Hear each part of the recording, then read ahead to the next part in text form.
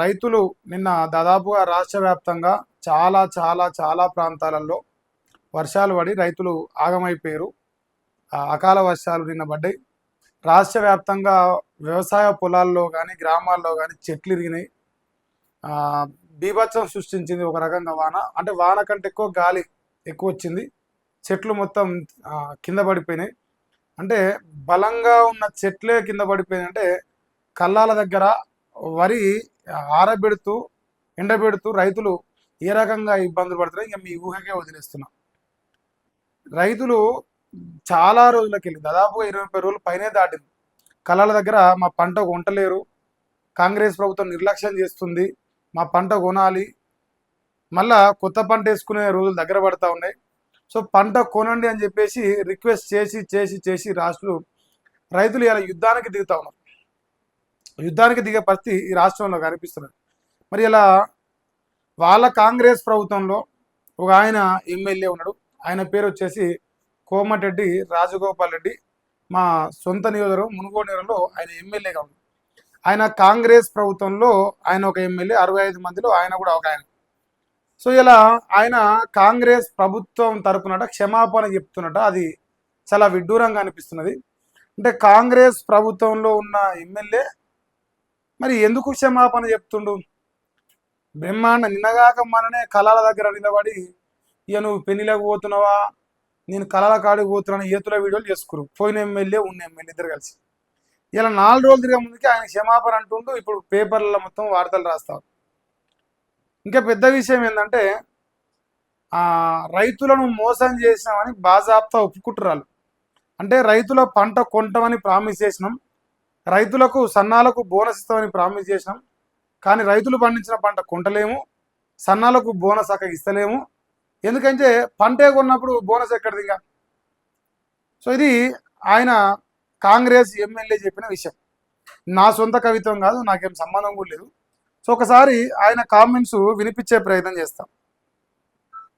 Black mailing ధోరణిలో కొందరు మిల్లర్లు ప్రవర్తించడం వల్ల ధాన్యం సేకరణ విషయంలో ఆలస్యమైన మాట వాస్తవం. మొన్న లాస్ట్ వీక్ ముఖ్యమంత్రి గారి దగ్గర దృష్టికి కూడా తీసుకుపోయినాం. ఉత్తమ్ కుమార్ రెడ్డి గారు సివిల్ సప్లై మినిస్టర్ ఎప్పటికప్పుడు పర్యవేక్షణ చేస్తుండ్రు. తప్పకుండా రైతులకు అసౌకర్యం జరిగింది, ఆలస్యం జరిగిన మాట వాస్తవం. ప్రభుత్వం తరఫున నేను అర్థమైంది కదా, రైతులకు ఆలస్యం జరిగింది, అన్యాయం జరిగిన మాట వాస్తవం. సో ప్రభుత్వం తరఫున నీ క్షమాపణలు చెప్తున్నా అంటున్నాడు ఆయన. క్షమాపణలు కాదు కదా కావాల్సింది ప్రజలకు. ఓ ఎమ్మెల్యే మరి మీ ప్రభుత్వంలో ఉన్న ఎమ్మెల్యేకి ఇట్లా మాట్లాడుతాడు, మరి మిగతా నాయకులు మంత్రులేమో పంట బ్రహ్మాండంగా కొంటున్నాం, 1,30,00,000 టన్నుల వరిధాన్యం కొన్నాం అని చెప్పేసి డ్రామాలు చెప్తుంటారు. క్షమాపణ కూడా చెప్తున్నాం, ఎందుకంటే మనం అనుకున్న దానికంటే డబల్ పర్యవేక్షణ చేస్తుండ్రు. తప్పకుండా రైతులకు అసౌకర్యం జరిగింది, ఆలస్యం జరిగిన మాట వాస్తవం.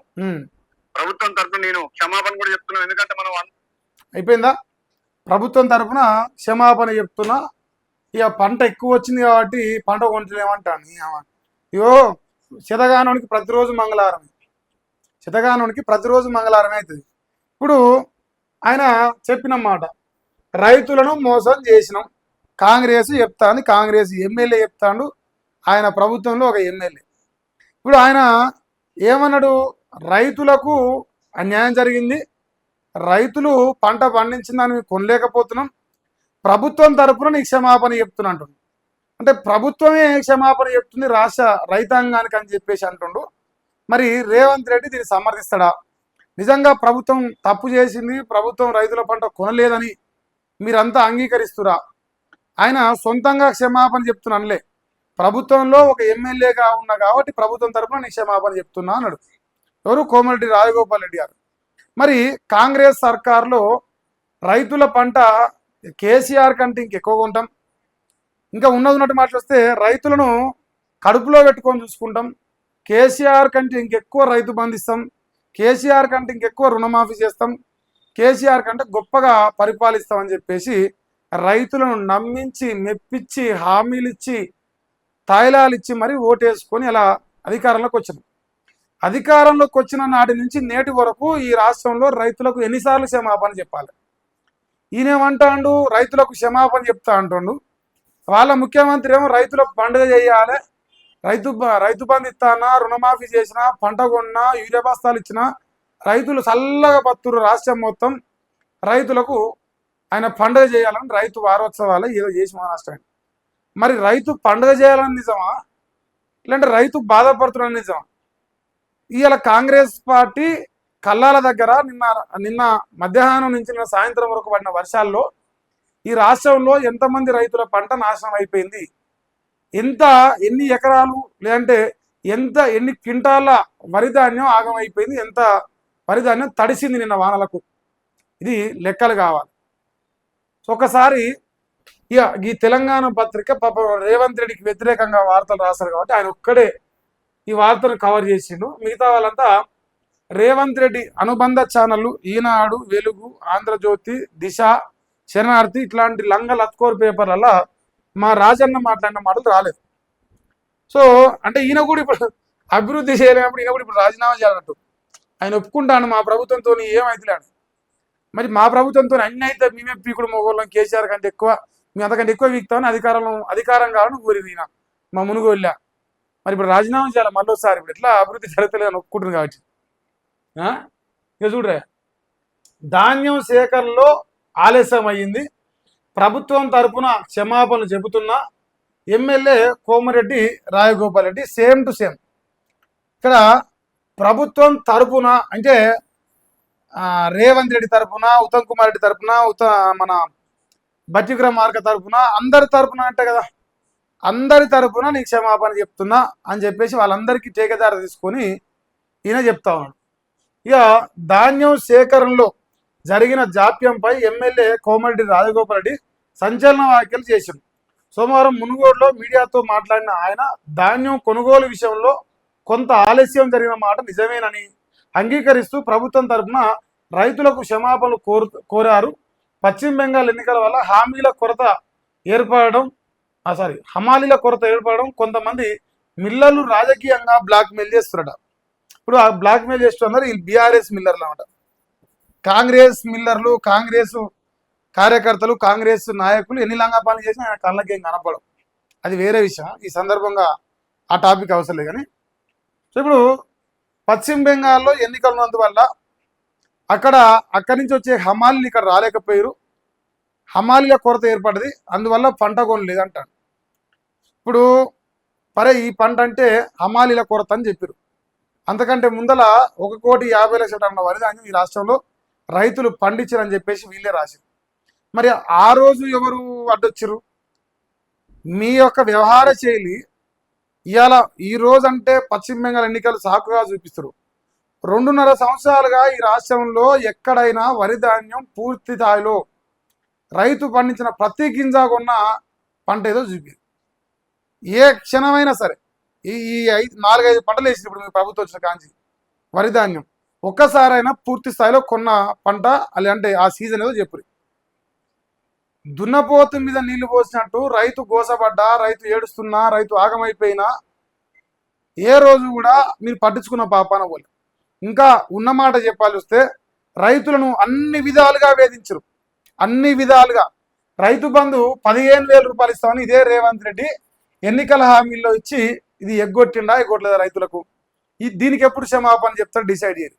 రైతులకు 2 లక్షల రూపాయల రుణమాఫీ చేస్తాం, డిసెంబర్ 9 తారీఖు నాడు తల్లి సోనియా గాంధీ పుట్టిన దినం నాడు ఎమ్మటే ఆన్ ది స్పాట్ మా ప్రభుత్వం రాగానే చేస్తామని చెప్పారు. ఇది చేసిరా? దీనికి ఎప్పుడు క్షమాపణ చెప్తారో డిసైడ్ చేయరు.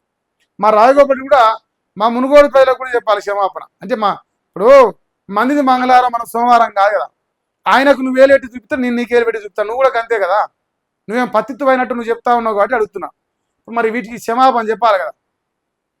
ఇప్పుడు రాష్ట్రంలో మా రేవంత్ రెడ్డి గారు రైతులకు యూరియా దొరకక రాష్ట్ర వ్యాప్తంగా అమ్మని అక్కను వదిలిపెట్టకుండా ఇచ్చారు తెలంగాణ రాష్ట్ర రైతాంగం. కాంగ్రెస్ ప్రభుత్వంలో ఉన్న నాయకులు ఓపెన్ చెప్తున్నా, అమ్మని అక్కను వదిలిపెట్టకుండా ఇచ్చారు. ఎందుకు తిట్టారు? యాపులలో ఉన్నాయి బస్తాలు, షాపులలో లేవు. షాపులలో యూరియా బస్తాలు లేక యాపులలో పెట్టి మీరు డ్రామాలు చేస్తే రైతులు రోడ్ల మీద చెప్పుల లైన్లు పెట్టి అమ్మని అక్కడ ఎంచిరు కాంగ్రెస్ ప్రభుత్వంలో ఉన్న నాయకుల పైన. మరి దీనికి ఎప్పుడు చెప్తారు క్షమాపణ?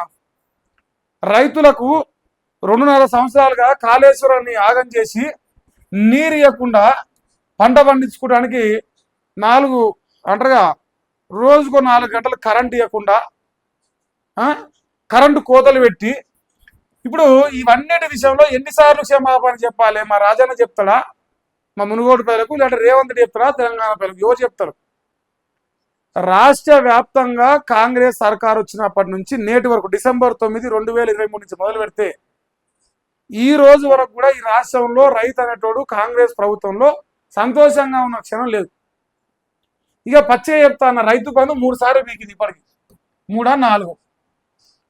మరి క్షమాపణ చెప్తే అయిపోతుంది. ఇప్పుడు నీ క్షమాపణ చెప్తున్నా అంటున్నా, అయిపోతుందా? పైసలు వస్తాయా? ఆ రైతు బంధు పైసలు ఇరి.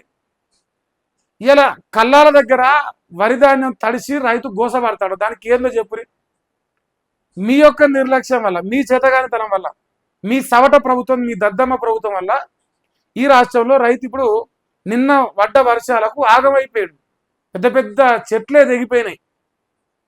రైతు బతికెంత, రైతు కళ్ళం దగ్గర ఆ డేరాలు వేసుకొని ఆ తర్పాలిని కవర్లు కప్పుకొని వరిని కాపాడుకునే ప్రయత్నం చేసుకుంది. ఇప్పుడు అది తడిసి ఉంటుంది. తడిసిన ధాన్యం కొనమని మీరు డ్రామాలు చేస్తారు. తడిసిన ధాన్యానికి మీరు కట్టింగ్ అంటారు తేమ శాతం పేరుతోని. ఇప్పుడు రైతు మళ్ళీ ఎండబెట్టాలి. ఇప్పుడు తడిసిన ధాన్యం సపోజు మ్యాచర్ ఎక్కువ వస్తుంది. ఇప్పుడు వాడు ఏం చేస్తాడు, మళ్ళీ 10 రోజులు ఎండబెడతాడు. ఎండబెట్టిన తర్వాత జూన్ వస్తుంది, ఇవాళ మే 26. ఇగో 10 రోజులు వస్తే మొదటి వారం 2వ వారంలో కొత్త పంటలు వేస్తూ ఉంటారు, గింజలు వేస్తూ ఉంటారు రైతాంగం గ్రామాలలో. ఇప్పుడు ఆ కొత్త పంటకు వర్షం, భూమి చదును కావడానికి వర్షాలు పడతా ఉంటాయి. రోనికార్తో వచ్చినా నిన్ననే మనం చదివినాం, వర్షాలు పడతాయి. ఇప్పుడు 10 రోజులు రైతు ఎండబెడితే మళ్ళీ పోయినాక కూడా మళ్ళీ వానే పడుతుంది. అంటే మీరు ఏం చెప్పదలుచుకురు? ఇప్పుడు రాష్ట్రంలో 1,30,00,000 టన్నులు వరి ధాన్యం పంతే 55 లక్షల టన్నులు, లేదంటే 75 లక్షలు, వరస్ట్ కేసు 75 లక్షలు అనుకోరు. కొంతే మిగిలిన వరి ధాన్యం ఎవడు కొనాలి? ఎవరికి అమ్మమని మీరు సలహా ఇస్తారు? మీరు నికార్సుగా నిజాయితీగా ప్రజలకు క్షమాపణ చెప్పి రైతుల పంట కొనే దమ్ము మీకున్నదా? క్షమాపణ ఎవరికి కావాలి? మీకు క్షమాపణ పంట కొనేది కావాలి. మీరు పంట కొనమని ఓపెన్ చెప్తురా చెప్పురు మరటన్న. ఈయన ఇలా డ్రామాలు ఆడుతుండే మంత్రి పదవి కోసం. కానీ మరి నీ సొంత కాన్స్టిట్యున్సీలో ఉన్న రైతాంగం కూడా వాళ్ళు కూడా ఇబ్బంది పడుతుంది. మరి దానికి ఏం సమాధానం చెప్తావు?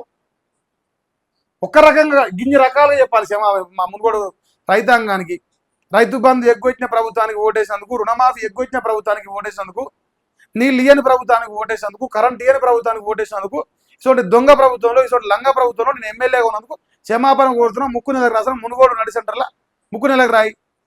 కేసీఆర్ లంగ, కేసీఆర్ దొంగ, మేమే మునగానం అని చెప్పేసి రాజకీయం చేసినావు కదా. మరి ఏంది మీ సన్నాసులో నువ్వే తెలుస్తున్నావు. మీ శతగాన సన్నాసులు మాకు శరికి ఓటేసారు మునుగోడు ప్రజలని చెప్పేస్తున్నాడు ఇప్పుడు మా రాజన్న. ఇప్పుడు ప్రభుత్వం ఫెయిల్ అయింది, ప్రభుత్వం కొట్లాడి అల్ల నువ్వు కూడా ఫెయిల్ అయినట్టే కదా. క్షమాపణ చెప్తే కాదు కదా. ఇప్పుడు ప్రజలకు పంట కొనాలి రైతాంగానికి, అది ఎక్కడ పోతుంది ఇప్పుడు క్షమాపణ చెప్తే? కాంగ్రెస్ ప్రభుత్వంలో ఏమంటారు, మేము పంట బ్రహ్మాండంగా కొంటున్నాం, గింజ గింజ వదిలిపెట్టకుండా కొంటున్నాడు. మరి ఈ గింజలన్నీ ఎక్కడి?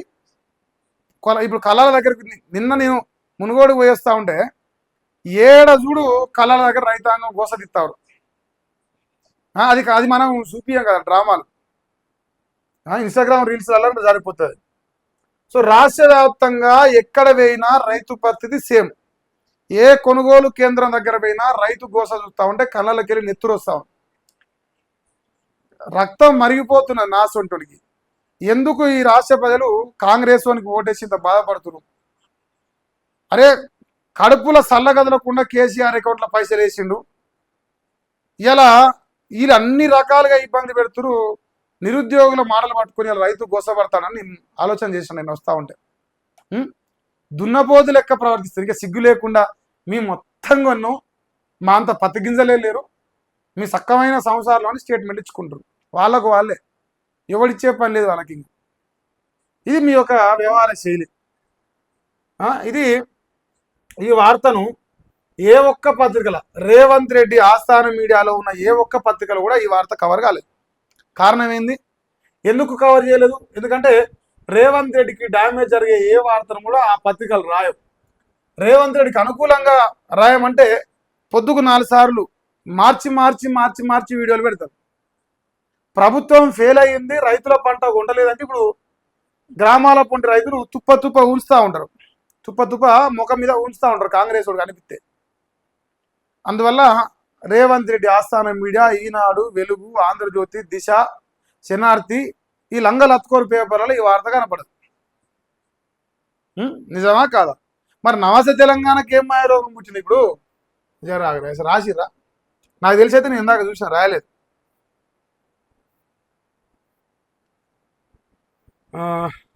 ఏదే పెద్దగా తటకాయంత అక్షరం వేసి రాయాలి కదా, రాయలేదు. మరి వీళ్ళకేమో లోపాయికారి ఒప్పందం ఉందో మరి.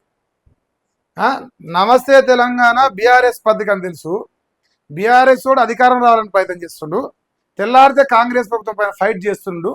మరి వాళ్ళ పార్టీలో ఒక ఎమ్మెల్యే రైతులకు క్షమాపణ చెప్తున్నారు, మేము ఫెయిల్ అయినామని చెప్తున్నప్పుడు దాన్ని అవకాశంగా ఎందుకు తీసుకుంటలేరు, ఎందుకు రాస్తలేరు? దీని వెనకంగా ఆంతర్యం ఏంది? ఇది కూడా ప్రజలకు తెలియాలి. రాయనైతే రాయలేదు వాళ్ళు. ఆ స్టేట్మెంట్ మీరు ఆయన మాట్లాడింది తిన్నారు కదా, మీరు ఆయన ఓపెన్గా అంటాను, మేము సన్నాసులమే, మాకు ఏం తెలియలేదు, మేము గుణమే అంటాను. అంటే పౌర సరఫరాల శాఖ మంత్రి మా ఉత్తమన్న గడప ఆయన ఈడ బొచ్చు తప్ప తెలియలేదు అంటాను. అది నేనైతే చెప్తాను, నాకేం సంబంధం లేదు ముచ్చట.